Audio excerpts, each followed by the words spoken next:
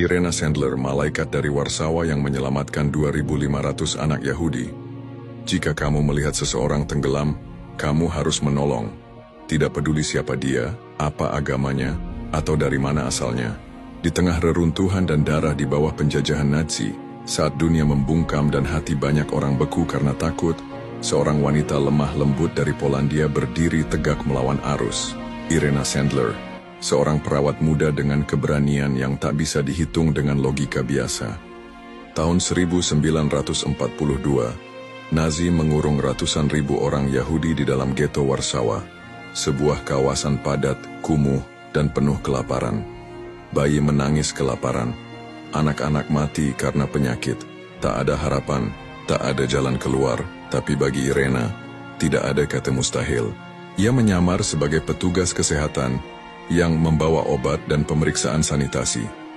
Padahal, di dalam tas medisnya, ia menyelundupkan anak-anak Yahudi keluar dari ghetto, satu demi satu, dengan cara-cara yang tak terpikirkan oleh siapapun. Kadang aku bawa mereka di dalam peti kayu, kadang di dalam kantong belanja, kadang di bawah tandu, kadang bahkan di bawah tubuh mayat yang sengaja kami buat seolah meninggal karena tifus. Kenangnya, ia tahu menyelamatkan anak-anak ini saja tidak cukup. Suatu saat mereka harus kembali menemukan keluarga mereka yang tersisa.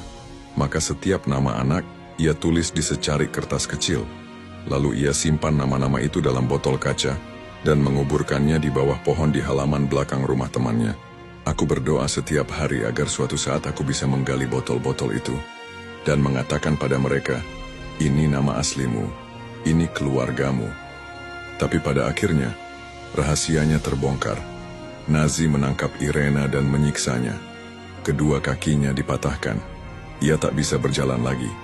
Namun, bahkan di bawah siksaan yang paling mengerikan, Irena tidak mengungkapkan satupun nama anak yang ia selamatkan. Lebih baik aku mati dengan rahasia daripada hidup melihat mereka mati. Ia dijatuhi hukuman mati. Namun, dalam sebuah keajaiban, teman-teman dari organisasi bawah tanah berhasil menyuap penjaga penjara dan membantu Irena melarikan diri tepat sebelum eksekusi. Ia tetap hidup, tetapi harus bersembunyi dengan nama baru tanpa bisa kembali ke keluarganya. Ketika perang usai, Irena kembali ke pohon itu. Ia menggali tanah dengan tangannya sendiri dan menemukan botol-botol berisi nama anak-anak yang ia selamatkan. Ia berhasil mempertemukan banyak dari mereka dengan keluarga yang tersisa. Sebagian besar keluarga telah mati di kamp-kamp konsentrasi, tapi karena Irena, anak-anak mereka tetap hidup.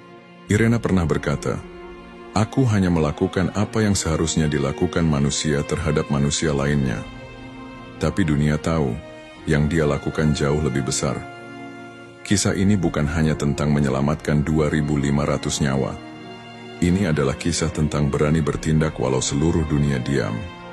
Ini adalah kisah tentang seorang wanita biasa, yang dengan kelembutan dan kasih, mengalahkan sistem paling brutal di dunia.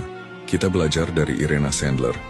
Ketika dunia membakar dalam kebencian, kita masih bisa menjadi air yang memadamkan. Ketika manusia saling membunuh karena perbedaan, kita masih bisa menjadi jembatan yang menyelamatkan. Dan jika kisah ini menyentuhmu, jangan diam saja. Bagikan kisah ini. Biarkan keberanian Irena Sandler terus hidup di hati setiap generasi.